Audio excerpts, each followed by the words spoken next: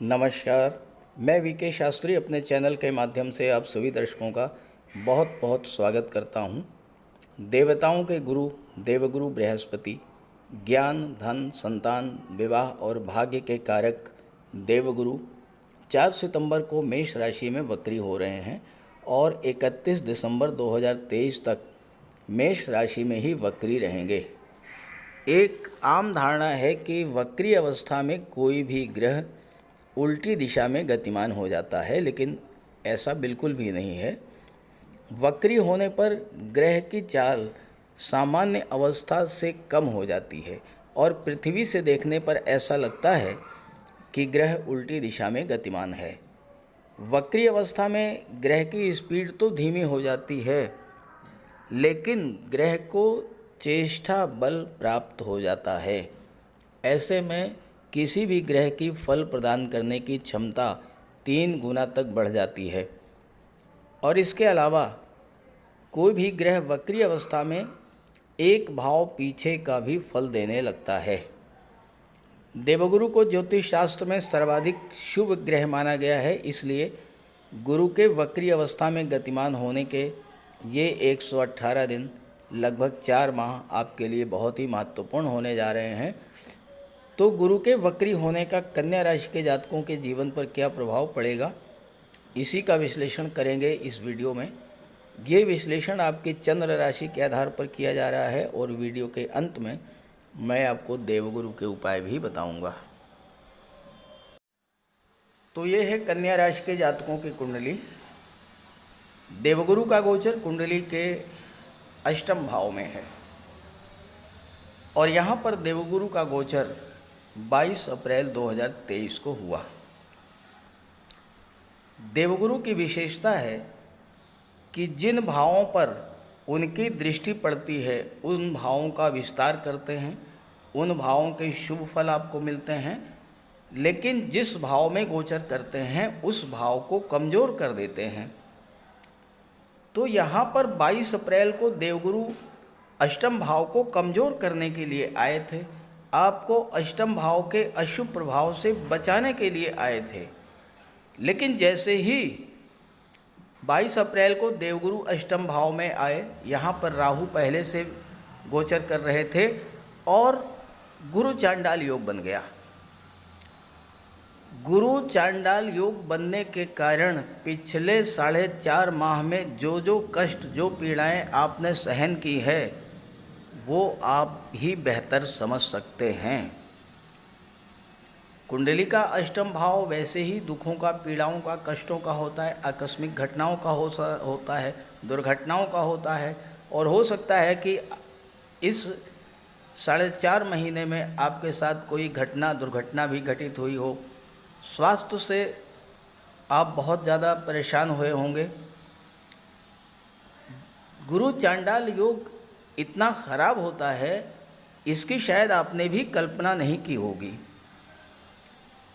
गुरु चांडाल योग 7.5 ढैया से भी खराब फल देने वाला होता है, लेकिन शायद आपको इसका आभास नहीं था, क्योंकि ये गुरु चांडाल योग 8 वर्षों के बाद आपकी कुंडली में बना था और फिर अगले 8 वर्षों के बाद दोबारा बनेगा। गुरु चांडाल योग ने आपके जीवन में भारी उथल पुथल मचा दी होगी और आप किसी बड़ी परेशानी में ज़रूर पड़े होंगे। गुरु चांडाल योग बनने का सबसे बड़ा जो नकारात्मक प्रभाव पड़ा वो आपके धन को लेकर के हुआ, क्योंकि गुरु की सीधी दृष्टि धन के भाव पर पड़ी। तो आर्थिक दृष्टि से ये समय बहुत खराब गुजरा होगा, आर्थिक संकट में आप गुजरे होंगे, फाइनेंशियल क्राइसिस की स्थिति बनी होगी, धन का आगमन बिल्कुल बंद हो गया होगा, एक एक पैसे के लिए आपको संघर्ष करना पड़ा होगा। और दूसरा भाव परिवार का होता है, तो परिवार से भी आपके संबंध खराब हुए होंगे, परिवार के सदस्यों ने आपको सहयोग नहीं दिया होगा। देवगुरु बुद्धि के कारक होते हैं, ज्ञान के कारक होते हैं और गुरु चांडाल योग ने सबसे पहले आपकी बुद्धि को ही भ्रमित किया होगा। आपके निर्णय लेने की क्षमता प्रभावित हुई होगी। नौकरी को लेकर, कार्य व्यवसाय को लेकर, शादी ब्याह को लेकर, संतान को लेकर, कैरियर को लेकर, धन को लेकर, निवेश को लेकर कोई निर्णय आपको लेना था, आप सही निर्णय नहीं ले पाए होंगे और इससे आपको भारी नुकसान हुआ होगा। यहाँ पर गोचर करते हुए गुरु की दृष्टि चौथे भाव पर पड़ी तो मानसिक शांति आपकी समाप्त हो गई होगी।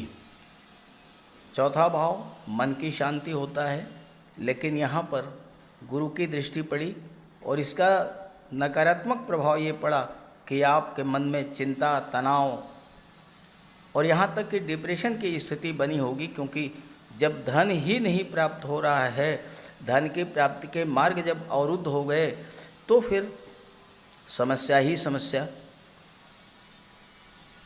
इस दुर्योग के प्रभाव से आपका स्वास्थ्य भी खराब हुआ होगा, अस्पताल के खर्चे बढ़े होंगे, परिवार में अशांति और कलह की स्थिति बनी होगी।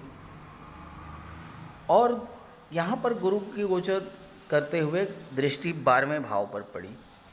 12वां भाव तो खर्चों का होता ही है और गुरु पीड़ित हैं, खर्चे आपके बढ़े होंगे, क्योंकि गुरु अपना शुभ फल नहीं दे पाए तो बिला वजह के खर्चे, अस्पताल के खर्चे, कोर्ट कचहरी के खर्चे, कार्य क्षेत्र में उठापटक, व्यापार में घाटा, आर्थिक संकट, ये सब आपके साथ हुआ होगा। आपके अपने जिनसे आपको बहुत आशा थी उन्होंने भी आपका साथ छोड़ दिया होगा। देवगुरु मान सम्मान के कारक हैं, हो सकता है इस दौरान आपके मान सम्मान में भी कमी आई हो, कोई आरोप, मिथ्या आरोप भी आप पर लगा होगा। सबसे ज़्यादा समस्या तो धन के लेकर आई होगी। भाग्य ने साथ नहीं दिया होगा, क्योंकि देवगुरु भाग्य के कारक हैं और देवगुरु पीड़ित हैं, तो भाग्य ने भी साथ नहीं दिया होगा। बनते बनते काम बिगड़ गए होंगे, मानसिक चिंता, तनाव, डिप्रेशन की स्थिति बनी होगी। हालांकि सबके साथ ऐसा नहीं हुआ होगा, लेकिन जिनकी भी जन्म कुंडली में गुरु कमज़ोर होंगे उनके साथ कुछ न कुछ ज़रूर हुआ होगा। कमेंट करके बताइएगा। अब चलते हैं 4 सितंबर के बाद गुरु आपको किस तरह का फल देने जा रहे हैं। 4 सितंबर को जैसे ही देवगुरु वक्री होंगे, गुरु का चेष्टा बल बढ़ जाएगा, 3 गुना तक फल देने की क्षमता बढ़ेगी और वक्री अवस्था में एक भाव पीछे का भी फल देंगे, सप्तम भाव का भी फल प्रदान करेंगे। जहाँ तक राहु की बात है, राहु इस समय इतने कमज़ोर हो चुके हैं कि राहु का कोई भी प्रभाव गुरु पर नहीं पड़ने जा रहा। अब यहाँ पर जैसा मैंने बताया कि गुरु जिस भाव में गोचर करते हैं उस भाव को कमज़ोर कर देते हैं, तो यहाँ पर गुरु अष्टम भाव को कमज़ोर करेंगे। यानी आपकी जो पीड़ाएं, आपके जो कष्ट, जो दुख, परेशानियां जो आप पिछले 4 महीने से झेल रहे थे, अब उनमें कमी आना शुरू हो जाएगी। गुरु की दृष्टि धन के भाव पर पड़ेगी। अब धन भी प्राप्त होगा और धन का संचय भी शुरू हो जाएगा। परिवार के लोगों से आपके संबंध भी अच्छे होंगे, स्वास्थ्य भी आपका ठीक रहेगा। किसी पुरानी बीमारी से, किसी क्रॉनिक डिजीज़ से आपको इस समय राहत भी मिलेगी। गुरु वक्री हैं, 3 गुना अधिक फल आपको प्रदान करेंगे, तो अष्टम भाव की चीज़ों का फल आपको मिलेगा। अष्टम भाव होता है गुप्त धन का और धन के भाव पर दृष्टि पड़ रही है, तो आपको ऐसा पैसा जो कि आपने ये सोच लिया था कि ये पैसा मिलना ही नहीं है, ये पैसा डूब गया, अब ये पैसा नहीं मिलेगा, उस तरह का पैसा आपको मिलेगा। कोई डूबा हुआ पैसा, आपने किसी को उधार दिया था, वो पैसा मिलेगा। पैतृक संपत्ति मिल सकती है, चूँकि गुरु सप्तम को भी प्रभावित करेंगे। सप्तम भाव विवाह का होता है। इस समय आपका विवाह हो सकता है और आपको ससुराल पक्ष से धन की प्राप्ति हो सकती है। हालांकि लव रिलेशंस के लिए ये समय अच्छा नहीं रहेगा, क्योंकि पंचम के स्वामी शनि हैं और पंचम भाव लव रिलेशंस का होता है, तो आपका लव मैरिज का तो योग नहीं बनता, लेकिन परिवार के भाव पर गुरु की दृष्टि पड़ रही है और चतुर्थ भाव पर भी गुरु की दृष्टि पड़ रही है, माता का भाव। तो आपके परिवार के लोग आपका विवाह तय करेंगे, अरेंज मैरिज होगी आपकी, और ससुराल पक्ष से भी आपको धन की प्राप्ति होगी। इसके अलावा जैसा मैंने थंबनेल में लिखा है, देवगुरु का गोचर मोक्ष त्रिकोण में हो रहा है। कुंडली का 8वां भाव, 4था भाव और 12वां भाव, ये होते हैं मोक्ष त्रिकोण। इन भाव में जब देवगुरु गोचर करते हैं तो आपको मोक्ष की स्थिति का एहसास कराते हैं। अब मोक्ष का क्या अर्थ होता है? मोक्ष का मतलब मरने के बाद वाला मोक्ष नहीं होता है। मोक्ष का मतलब होता है इसी जन्म में आपकी इच्छाओं की तृप्ति हो जाना। तो यहाँ पर गुरु आपकी हर संभव हर इच्छा को पूरा करने का प्रयास भी करेंगे और आपको मोक्ष की दिशा में ले जाएंगे। 12वां भाव जो होता है धर्म अध्यात्म का होता है, मोक्ष का होता है, और मोक्ष त्रिकोण में गोचर करते हुए देवगुरु आपकी रुचि ज़्यादा से ज़्यादा धर्म और अध्यात्म की ओर ले जाएंगे। और इसका जो सकारात्मक फल ये है वो ये मिलेगा कि आपको अष्टम भाव के कष्टों से मुक्ति मिलेगी। 12वें भाव पर दृष्टि पड़ रही है, चौथे भाव पर दृष्टि पड़ रही है। चौथे भाव का संबंध 12वें भाव से बन गया। 12वां भाव विदेश होता है, चौथा भाव मातृभूमि होती है। तो इस समय आपको विदेश जाने का प्रबल योग बनेगा। विदेशी व्यापार के लिए भी समय अच्छा है, क्योंकि सप्तम भाव को भी प्रभावित करेंगे। सप्तम भाव व्यापार का होता है, तो विदेशों से व्यापार के लिए भी ये समय अत्यंत अनुकूल है। मातृभूमि से दूर जाकर के किसी दूसरी जगह पर व्यापार, व्यवसाय, नौकरी, शिक्षा, इन सब के लिए समय बहुत अच्छा रहेगा। चौथा भाव भूमि, भवन, प्रॉपर्टी का होता है। 12वां भाव विदेश का होता है। आप विदेश में अगर पहले से हैं, यानी मातृभूमि से दूर हैं, तो ये जो समय है, इस समय आप इन 4 महीनों में विदेश में रहकर वहीं पर कोई प्रॉपर्टी खरीद सकते हैं, कोई प्लाट खरीद सकते हैं, कोई मकान खरीद सकते हैं, वहाँ पर अस्थायी रूप से सेटल हो सकते हैं। अष्टम भाव मेडिकल और सर्जरी को शो करता है। 12वां भाव विदेश का है, तो और 12वां भाव अस्पताल का भी है। तो आप मेडिकल और सर्जरी के क्षेत्र में विदेश जा सकते हैं, उच्च शिक्षा के लिए भी जा सकते हैं, और विदेश में जा कर के आप प्रैक्टिस भी कर सकते हैं। आपका कोई नर्सिंग होम भी हो सकता है, कोई क्लिनिक भी हो सकता है विदेश में। कुंडली का अष्टम भाव गुप्त विद्याओं, गुप्त रहस्यों का होता है। इस गोचर काल में कोई ऐसी जानकारी आपको मिल सकती है जो आपके लिए बहुत ही हेल्पफुल हो। और इसके अलावा अष्टम भाव में गुरु का जो सबसे बड़ा प्रभाव होता है वो ये होता है कि आप पर कैसी भी परेशानी आए, गुरु जो हैं एक सुरक्षा कवच बना देते हैं, आपकी सुरक्षा करते हैं और आप पर ईश्वरी कृपा की बरसात करते हैं। बस शर्त यह है कि आप 12वें भाव और 8वें भाव से अपने आप को जोड़ लीजिए, यानी धर्म अध्यात्म से जोड़ लीजिए। ईश्वर में आस्था रखिए, पूजा पाठ में आस्था रखिए, तीर्थ यात्रा करिए, देव दर्शन करिए, भगवान की भक्ति करिए, फिर देखिए कितना अच्छा रिजल्ट देंगे गुरु 8वें भाव में भी गोचर करते हुए।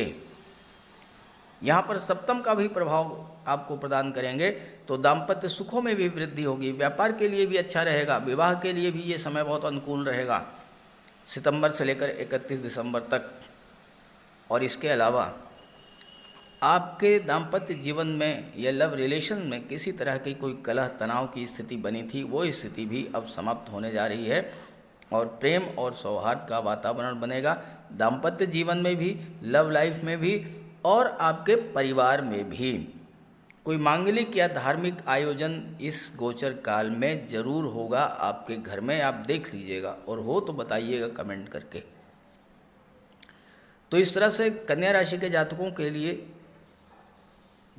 मोक्ष त्रिकोण में गोचर करते हुए देवगुरु आपकी इच्छाओं को पूरा करेंगे, धर्म अध्यात्म में जोड़ेंगे और गुरु का ज़्यादा से ज़्यादा लाभ मिले, इसके लिए आप देवगुरु का उपाय भी कीजिएगा। तो बात करते हैं उपायों पर। कुंडली में देवगुरु बृहस्पति का बहुत ही महत्वपूर्ण स्थान है, क्योंकि देवगुरु कुंडली के पंचम और नवम भाव के कारक होते हैं। पंचम भाव से संतान का विचार किया जाता है, शिक्षा का विचार किया जाता है, और नवम भाव से भाग्य का विचार किया जाता है। गुरु ग्रह भाग्य के लिए जिम्मेदार माने जाते हैं, और किसी भी कार्य की सफलता के लिए देवगुरु का मजबूत होना बहुत ज़रूरी है। जब कुंडली में देवगुरु मजबूत होते हैं तो भाग्य का साथ मिलता है, जिस काम में हाथ डालते हैं वो सफल होता है, विवाह समय से होता है, शिक्षा अच्छी मिलती है, गुरु की कृपा रहती है, धन की प्राप्ति होती है। तो देवगुरु के लिए कुछ उपाय बताने जा रहा हूँ, उपाय ज़रूर कीजिएगा।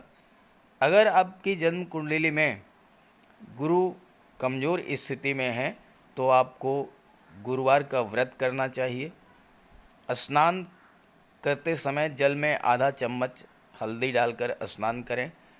स्नान के बाद पीले रंग के वस्त्र धारण करें और साथ ही साथ केसर या हल्दी का तिलक लगाएं। और गुरुवार के दिन भगवान विष्णु की उपासना करें। घर में केले का एक वृक्ष लगा लें, उसकी पूजा करें, उसकी सेवा करें।